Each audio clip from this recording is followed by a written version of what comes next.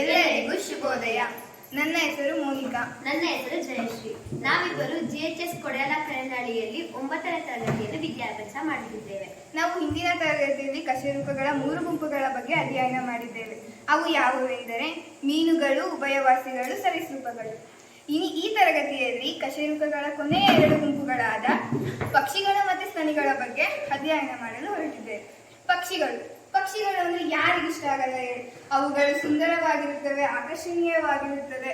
ಅಂತಹ ಪಕ್ಷಿಗಳ ಗುಂಪುಗಳ ಬಗ್ಗೆ ಒಂದೊಂದಾಗಿ ಗುಣಲಕ್ಷಣಗಳನ್ನ ನೋಡ್ತಾ ಹೋಗೋಣ. ಮೋನಿಕಾ, ಇಷ್ಟೊತ್ತು ನೀವು ಪಕ್ಷಿಗಳ ಬಗ್ಗೆ ಸ್ವಲ್ಪ ವಿವರಣೆ ಕೊಟ್ಟೆ, ಅದು ಲಕ್ಷಣಗಳು ನೋಡ್ತಾ ಹೋಗೋಣ. ಪಕ್ಷಿಗಳ ಉಸಿರಾಟ ಅಂಗ ಯಾವುದು ಮೋನಿಕಾ? ಪಕ್ಷಿಗಳ ಉಸಿರಾಟದ ಅಂಗ ಶ್ವಾಸಕೋಶ. ಜಯಶ್ರೀ, ಪಕ್ಷಿಗಳ ಹೃದಯದ ಕೋಣೆ ಎಷ್ಟು ಅಂತ ಯಾರಾದ್ರೂ ಹೇಳ್ತೀರಾ? ಹೇಳಿ. ಹಾಗೆ ಮೋನಿಕಾ, ಪಕ್ಷಿಗಳ ಅಂಡಜಗಳ ಜಲಾಯುಜಗಳ ಯಾರಾದ್ರೂ ಹೇಳ್ಬೋದಾ? ಹೇಳಿ. ಪಕ್ಷಿಗಳು ಅಂಡಜಗಳು, ಯಾಕಂದರೆ ಅವುಗಳು ಮೊಟ್ಟೆ ಇಡುವ ಪ್ರಾಣಿಗಳು. ಮೋನಿಕಾ, ಹಾಗೆ ಪಕ್ಷಿಗಳು ಬಿಸಿ ರಕ್ತ ಪ್ರಾಣಿಗಳು ಅಥವಾ ಶೀತ ರಕ್ತ ಪ್ರಾಣಿಗಳ? ಪಕ್ಷಿಗಳು ಬಿಸಿ ರಕ್ತ ಪ್ರಾಣಿಗಳು. ಬಿಸಿ ರಕ್ತ ಪ್ರಾಣಿ ಅಂತ ಯಾರಾದ್ರೂ ಹೇಳ್ಬೋದಾ?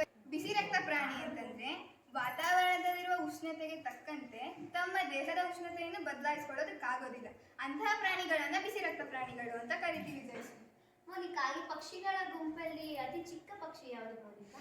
ಪಕ್ಷಿಗಳ ಗುಂಪಲ್ಲಿ ಅತಿ ಚಿಕ್ಕ ಪಕ್ಷಿ ಹಮ್ಮಿಂಗ್ ಬರ್ಡ್. ಇದರ ಸರಿಸುಮಾರು ತೂಕ 2 ರಿಂದ 20 ಗ್ರಾಂನಷ್ಟಿರುತ್ತದೆ. ಇದರ ಹೃದಯದ ವೇಗ ಬಡಿತ ಹೆಚ್ಚಾಗಿರುತ್ತದೆ. 1 ನಿಮಿಷಕ್ಕೆ 1260 ಬಾರಿ ಹೃದಯ ಬಡಿದುಕೊಳ್ಳುತ್ತದೆ. ಮೋನಿಕಾ, ಹಾಗೆ ಪಕ್ಷಿಗಳ ಅತ್ಯಂತ ದೊಡ್ಡ ಪಕ್ಷಿ ಯಾವುದು? ಪಕ್ಷಿಗಳಲ್ಲಿ ಅತ್ಯಂತ ದೊಡ್ಡ ಪಕ್ಷಿ ಉಷ್ಟ್ರ ಪಕ್ಷಿ. ಇದು 20 ಮೀಟರ್ನಷ್ಟು ಉದ್ದ ಬೆಳೆಯುತ್ತದೆ. ಇದರ ಸರಿಸುಮಾರು ತೂಕ 40 ರಿಂದ 60 kgಯಷ್ಟಿರುತ್ತದೆ.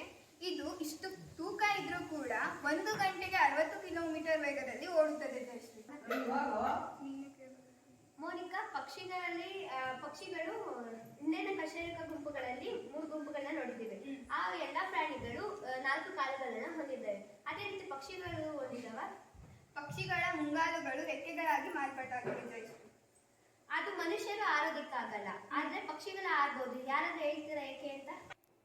ಪಕ್ಷಿಗಳಲ್ಲಿ ವಾಯುವಿಕ ಮೂಳೆಗಳಿದ್ದು ಮೂಳೆ ಟೊಳ್ಳಾಗಿರ್ತವೆ, ಅದಕ್ಕೆ ಹಾರಕ್ಕೆ ಸಾಧ್ಯ ಇದೆ. ಮೋನಿಕಾ, ಅದನ್ನು ಸಂಕ್ಷಿಪ್ತವಾಗಿ ವಿವರಿಸಿದರೆ? ಪಕ್ಷಿಗಳಲ್ಲಿ ವಾಯುವಿಕ ಮೂಳೆಗಳಿದ್ದು ಆ ಮೂಳೆಗಳು ಟೊಳ್ಳಾಗಿರುತ್ತದೆ. ಅದರಲ್ಲಿ ಗಾಳಿ ತುಂಬಿಕೊಂಡಿರುವ ಕಾರಣ ಗಾಳಿಯಲ್ಲಿ ಹಾರಾಡಕ್ಕೆ ಸಹಾಯ ಮಾಡುತ್ತದೆ. ಮನುಷ್ಯನ ಮೂಳೆಯಲ್ಲಿ ಅಸ್ಥಿಮಜ್ಜೆ ಎನ್ನುವ ದ್ರವ ಇರುವ ಕಾರಣ ಅವನಿಗೆ ಹಾರೋದಕ್ಕಾಗೋದಿಲ್ಲ. ಜಯಶ್ರೀ, ಓಕೆ ಮೋನಿಕಾ, ಈಗ ಪಕ್ಷಿಗಳ ಬಗ್ಗೆ ನಾವು ನೋಡಿದ್ದೀವಿ. ಕಶೇರುಕ ಗುಂಪುಗಳಲ್ಲಿ ಕೊನೆಯ ಗುಂಪಾದ ಸ್ತನಿಗಳ ಬಗ್ಗೆ ನೋಡ್ತಾ ಹೋಗೋಣ. ಜಯಶ್ರೀ, ಸ್ತನಿಗಳು ಅಂತ ಗುಂಪಿಗೆ ಯಾಕೆ ಹೆಸರು ಬಂತು? ಜಯಶ್ರೀ, ಮೋನಿಕಾ, ಅದು ಸ್ತನಿ ಅಂತ ಯಾಕೆ ಹೆಸರು ಬಂತು ಅಂದ್ರೆ ಅವು ತನ್ನ ಮರಿಗಳಿಗೆ ಹಾಲುಣಿಸಲು ಸ್ತನ್ಯ ಗ್ರಂಥಿಗಳನ್ನು ಹೊಂದಿರ್ತದೆ. ಆದ್ದರಿಂದ ಅವುಗಳನ್ನು ಸ್ತನಿಗಳು ಅಂತ ಕರೀತಾರೆ. ಮೋನಿಕಾ, ಸ್ತನಿಗಳ ಉಸಿರಾಟದ ಅಂಗ ಯಾವುದು? ಜಯಶ್ರೀ, ಸ್ತನಿಗಳ ಉಸಿರಾಟದ ಅಂಗ ಶ್ವಾಸಕೋಶ. ಇವುಗಳು ಅಂಡಜಗಳ, ಜರಾಯುಜಗಳ? ನಿಮ್ಗೆ ಯಾರಿಗಾದ್ರೂ ಗೊತ್ತಿದ್ಯಾ ಇದು ಅಂಡಜಗಳ ಅಥವಾ ಜರಾಯುಜಗಳ? ಗೊತ್ತು. ಇವು ಜರಾಯುಜಗಳು. ಇವುಗಳು ಜರಾಯುಜಗಳು. ಆದರೆ 2 ಪ್ರಾಣಿಗಳು ಮಾತ್ರ, ಅಂದ್ರೆ ಎಕಿಡ್ನಾ ಮತ್ತು ಪ್ಲಾಟಿಪಸ್ ಎಂಬ 2 ಪ್ರಾಣಿಗಳು ಅಂಡಜಗಳು. ಆದರೆ ಇವುಗಳ ಸ್ತನಿಗಳ ಗುಂಪಿಗೆ ಯಾಕೆ ಸೇರಿಸೋರು ಅಂದ್ರೆ, ಏಕೆಂದರೆ ಇಲ್ಲಿ ನೋಡಿ, ಇದು ಪ್ಲಾಟಿಪಸ್ ಮತ್ತು ಎಕಿಡ್ನಾ. ಈ ಚಿತ್ರ ನೋಡಿ, ಇದು ಎಕಿಡ್ನಾ ಮತ್ತು ಪ್ಲಾಟಿಪಸ್. ಇವುಗಳು ತನ್ನ ಮರಿಗಳಿಗೆ ಹಾಲುಣಿಸಲು ವಿಶೇಷವಾದ ಸ್ತನ್ಯ ಗ್ರಂಥಿಗಳನ್ನು ಹೊಂದಿದೆ. ಆದ್ದರಿಂದ ಇವುಗಳನ್ನು ಸ್ತನಿಗಳ ಗುಂಪಿಗೆ ಸೇರಿಸಲಾಗಿದೆ. ಇವುಗಳು ಬಿಸಿ ರಕ್ತ ಪ್ರಾಣಿಗಳ ಅಥವಾ ಶೀತ ರಕ್ತ ಪ್ರಾಣಿಗಳ?